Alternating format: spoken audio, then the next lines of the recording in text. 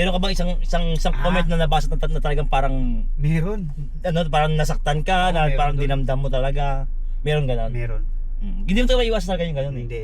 Pero kailangan mo talagang tigasan yung puso mo eh. Oo, kumbaga taga Kasi sa pag bumigay ka, tapos ka, Oo. pag ano ka, hindi ka magpatuloy ng ano.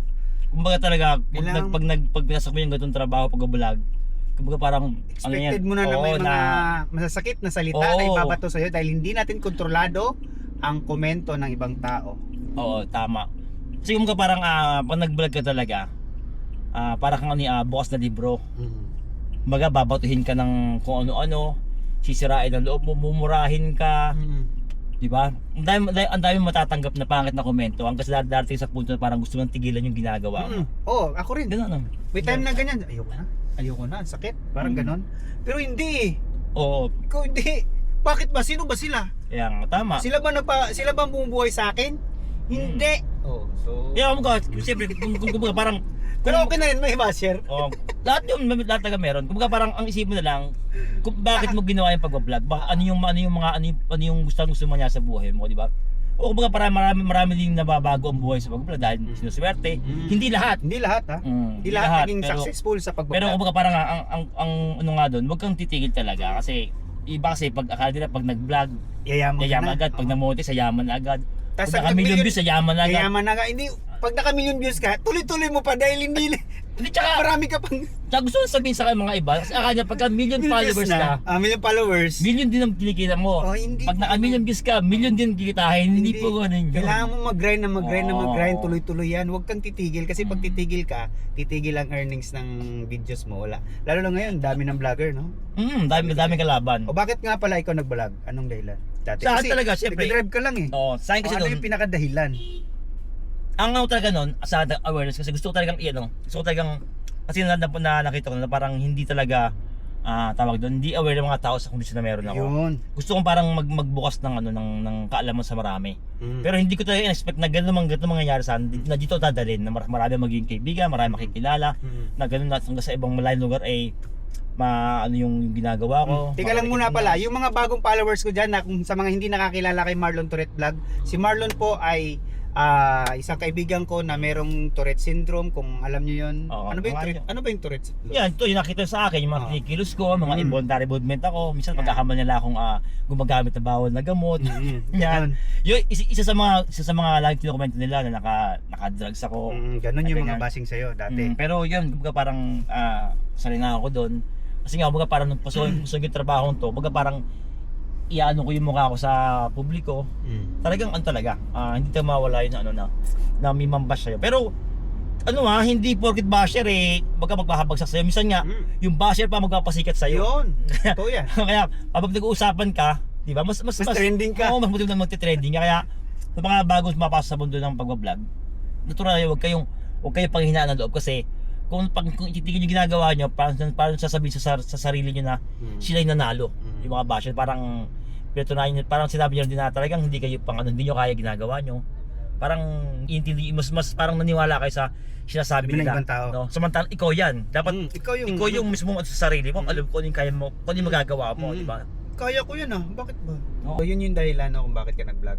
Na awareness. Oo. Awareness. Siyempre, ano na rin yun, nung nag-vlog na ako, siyempre, maraming mga magandang opportunity pwedeng dumating sa'yo pagka nakikilala ka na. At siyempre, kasama na rin doon na gusto mo rin kumita. Totoo naman talaga na mayroong na pag sinwerte ka, pag pinalad ka, may pera talaga sa meron Pero talaga. hindi ganoon kadali. Hindi ganoon kadali. Hindi pag na-monetize ka, kikita ka na. Hindi ganoon. Mahirap. Mahirap din. Tsaka isa pa, Kailangan mo maintain yung engagement sa followers mo. kumbaga sa pag-vlog dapat kumbaga parang hindi agad ang goal mo kumite kasi pag inanggol mo agad, parang ma-stress ka, bakit hindi ka nanonood Enjoy sa'yo? mo lang. Oo. I-enjoy mo lang muna yung ginagawa mo. Oo, kaya diba? lang. Kumbaga bonus na lang kapag kumikita ka. Kumbaga isipin mo lang bonus. Uy, may bonus pa ako, kumita ako. Oo, Enjoy parang mo na lang. parang ka nag-aalkan siya. Basta masaya lang yung ginagawa mo. Gusto niya magugulat ka, parang, uy, laki na pala nung kita ko rito. Ikaw do, bakit naman naisipang mag-vlog? Siguro para kumita ng pera. Oo, Hindi. totoo. Isa naman din yan. O baka, huwag naman tayo maglokohan, gusto mo talaga kumita ng pera. Maging totoo lang tayo.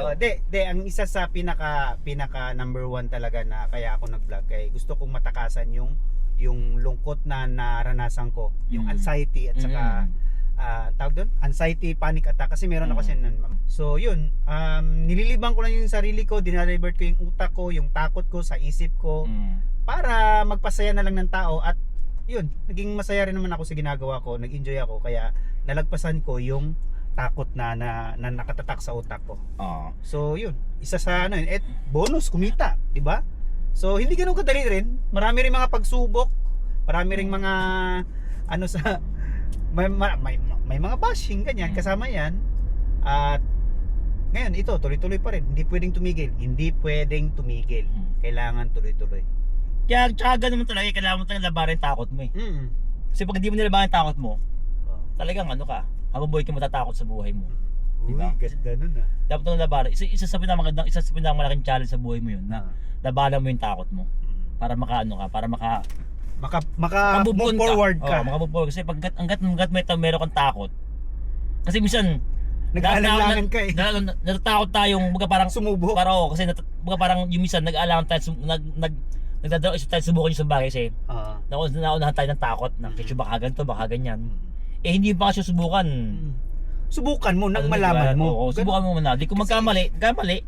Namalay mo may maganda palang naghihintay sa'yo doon. Parang, uy, ganun na pala. Hindi pala sa ganun ka, kakatakot. Hindi pa sa ganun kahirap. So, bakit naman pag Korean prank, di ba maraming tatanong, bakit nagko-Korean prank, galing ka ba ng Korea? Hindi. Ano ka ba? Talaga bang may dugong Koreano ka ba?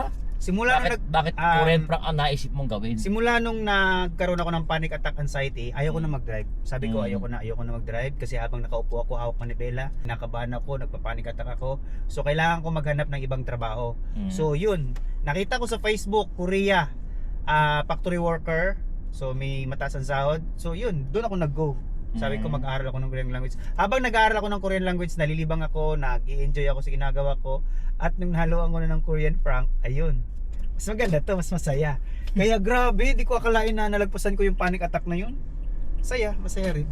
Tsaka di mo parang meron ka ng pangalan, parang nakatatak na sa yung yung Korean prank. Korean prankster na. Pero alam mo ba, yun nga yung bashing sa akin sabihin, "Uy, hindi ka naman mukhang Koreano ah. Bakit ka di ba? Ba't ka nagko-Korean prank? Hindi ka naman mukhang Kaya nga prank eh. Kaya nga prank eh. Hindi talaga. Prank nga eh, no? Prank lang po 'yun. So, ganun katindi. The greatest prankster. Kahit mukhang Pinoy pero talagang napapatawa natin yung mga kapwa natin Pinoy.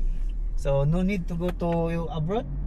Dol, just here in the Philippines. Stay in the Philippines. Yeah, stay in the Philippines and work hard. And continue vlogging and continue. Kasama lang kami ng aking kaibigan, no? Marlon Toret Vlog. Napagkwentuhan lang namin yung mga nakaraan. So sana may natutunan kayo sa mga sa mga advice. So ayun guys, so yun lang ang aming kwento ni Marlon. Maraming pinagdaanan, maraming mga pagsubok, pero hindi kami sumuko. Ang pagsubok, lagi nandyan.